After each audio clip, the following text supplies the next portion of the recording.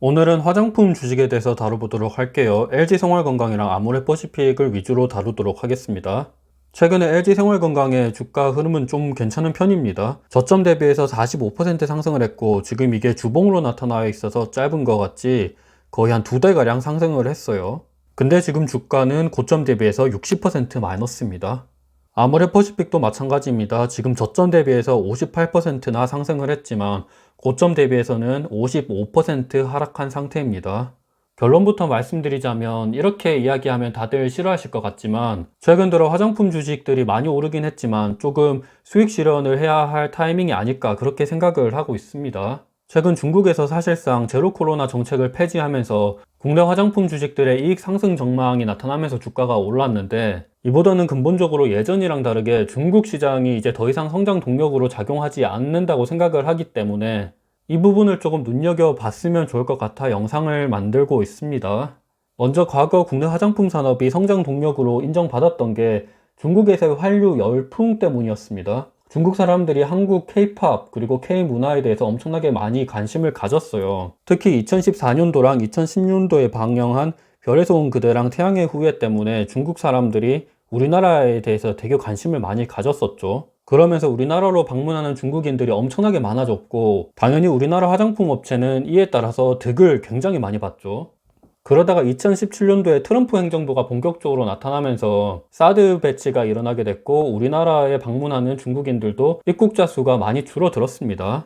2017년도 이후로 이렇게 많이 급감을 했습니다. 코로나 때는 당연히 피크를 쳤었고요.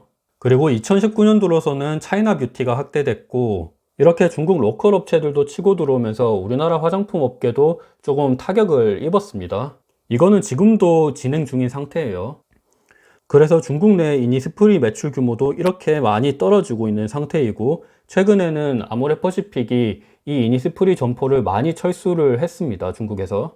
더욱더 설상가상인 게 코로나 이후로 중국에서 하이난성 이쪽 하이난 면세점에 되게 강력한 정치적인 드라이브를 많이 걸고 있습니다.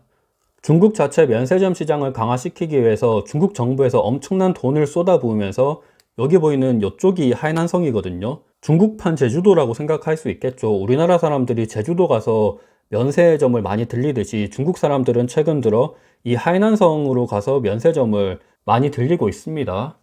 참고로 이 하이난 면세점은 면세 한도가 2천만 원 가까이나 됩니다. 그리고 구매 횟수 제한도 없어요. 우리나라 면세 한도가 거의 70만 원 밖에 안 되는데 2천만 원 면세 한도라는 거는 굳이 외국인 입장에서 우리나라 면세점에 가서 제품을 살 필요가 더 이상 없어졌다라는 거죠. 이는 화장품 업계한테도 되게 엄청나게 큰 충격으로 다가올 수가 있습니다. 제로 코로나 이후로 화장품 업계가 타격을 엄청나게 많이 받았는데 최근 들어 제로 코로나를 사실상 철폐한다고 그래도 중국 자체적으로 면세점 규모가 엄청나게 커지고 있어서 과연 우리나라 화장품 업계가 예전 2015년, 2016년도 있었던 한류 열풍처럼 그렇게 빛나는 성과를 거둘 수 있을까? 요거는 다시 한번 생각을 해봐야 될 것 같아요. 그래서 지난 2015년도부터 해서 작년까지 중국이랑 우리나라 면세 매출 연간 추이를 보면 원래 우리나라가 전 세계적으로 면세점 규모도 가장 크고 면세점 매출 또한 가장 컸었거든요. 근데 코로나 이후로 중국 하이난 면세 매출이 진짜 드라마틱하게 올라가고 있는 추세입니다. 이제 내년 정도 되면 하이난이 우리나라 면세 매출보다도 더 많아질 것이라고 예상이 되고 있어요. 이는 아무래도 면세 한도가 거의 2천만 원 가까이 되기 때문에 진짜 이제 면세 쇼핑을 위해서는 우리나라로 올 필요가 없어진 거죠. 예전에는 중국 사람들이 우리나라 와가지고 명품이나 이런 것들을 많이 샀지만 중국 사람들은 이제 더 이상 우리나라보다는 하이난 성을 가서 쇼핑을 하면 됩니다. 이에 따라 세계 면세점 순위 또한 바뀌었어요. 원래 우리나라 롯데 면세점이랑 신라 면세점이 글로벌 1, 2등을 차지하고 그랬는데 이제는 하이난 면세점을 운영하는 CDFG가 글로벌 1등이 됐습니다. 이러자 팬디랑 에르메스, 롤렉스, 루이비통과 같은 명품 업체들은 우리나라 면세점을 떠나서 하이난 면세점으로 가는 행보 또한 보이고 있어요. 그래서 지금까지는 국내 화장품 업계가 중국발 성장이 이루어졌다 그러면 이제는 중국발 리스크가 다가오고 있다라고 볼 수도 있을 것 같아요. 투자하신다 그러면 이 점을 한번 눈여겨보면 어떨까 싶습니다.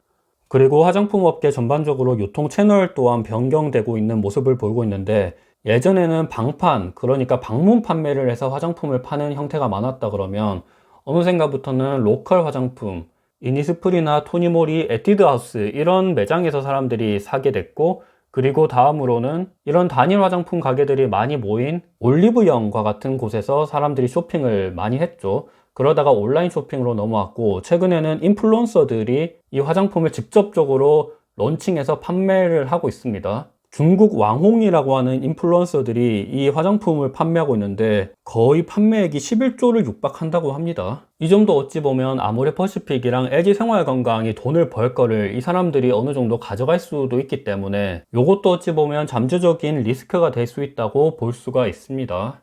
이 외로도 아모레퍼시픽이랑 LG생활건강은 글로벌에서 이 화장품 브랜드 가치가 조금 어중간한 위치를 차지하고 있습니다. 설화수나 후와 같은 프리미엄 제품들이 있기는 하지만 글로벌 업체인 로레알이랑 에스티로더, 시세이도와 대비해서는 조금 그 브랜드 가치가 떨어지는 면이 있기는 하죠. 근데 최근 들어서는 사람들이 코로나 이후로 자산 양극화 현상이 점점 더 깊어지다 보니까 이쪽 프리미엄 업체들의 점수를 조금 더 주는 경향이 나타나고 있어요. 그래서 중국 자체적으로는 차이나 뷰티한테 두드려 맞고 있고, 그리고 글로벌 업체 중에서는 로레알이랑 에스티로더한테 좀 밀리는 모습이 조금씩은 보이고 있는 것이 또 다른 리스크라고 생각할 수 있을 것 같아요. 그리고 중국에서 위드 코로나로 전환을 하면서 경제를 어느 정도 살리려고 하는 모습을 보이고 있기는 하지만 아직 중국 자체적으로 소비자 심리는 바닥을 치고 있고, 이는 코로나보다도 더 심한 모습이고, 경기선행지수랑 실질 GDP 또한 지금 바닥을 치고 있는 상태입니다. 중국 경제 흐름 자체도 상당히 안 좋은 모습이기 때문에 중국 경제 상황에 따라서 실적이 좌지우지가 많이 되는 아모레퍼시픽이랑 LG생활건강도 조금 불안한 모습을 보일 수가 있습니다. 중국 공산당에 반항하는 최근 백지 시위를 봤을 때도 정치적인 리스크도 있다는 점이 또 다른 불안한 모습이겠죠.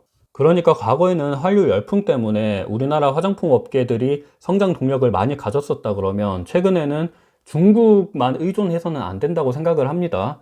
중국 외적으로 미국이나 일본과 같은 나라로 조금 진출하는 모습을 보여야 될 것이고, 이제 글로벌 인플루언서들이 너도 나도 진출하는 화장품 업계에 대항할 수 있는 역량 또한 갖춰야 될 것이고, 로레알이랑 에스티로더와 같은 글로벌 업체들을 대항할 수 있는 뭔가 능력을 보여줘야 된다고 생각을 합니다. 단순히 위드 코로나로 전환된다 그래서 중국인 방문객들이 많아지고 면세점 방문하는 사람들이 많아져서 우리나라 화장품 업계들한테도 좋다라고는 생각할 수 없을 것 같아요. 당장 하이나 면세점이랑 우리나라 면세점 매출 추이만 보더라도 그렇죠.